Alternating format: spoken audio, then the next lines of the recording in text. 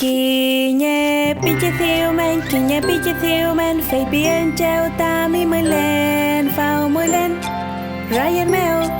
bố yên kêu chỉ cơ thầu cứ lên, phao mới lên. Ryan mèo,ជួយជាយ៉ាវតាទីបលែនចំបៃមៀមជួយយ៉ាវនគីញ៉ែពីជាធៀវមែនគីញ៉ែពីជាធៀវមែនហ្វេបៀនចៅតាមីមួយលែនហ្វាវមួយលែន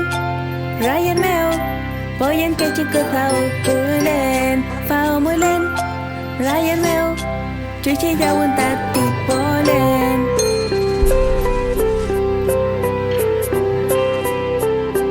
ពុតត្រន Ryan មកលេតាជី Ryan វ៉េជួយឈីមមួយលេមីរំតនេអូភ្លីភ្លីនពុតត្រន Ryan មកលេតាជី Ryan វ៉េជួយឈីមមួយលេមីរំតនេអូភ្លីភ្លីន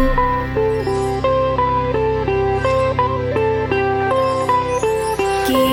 ញ៉ែពីជាធៀវមែនគីញ៉ែពីជាធៀវមែនហ្វេបៀនចៅតាមីមួយលែនហ្វាវមួយលែន Ryan មែវ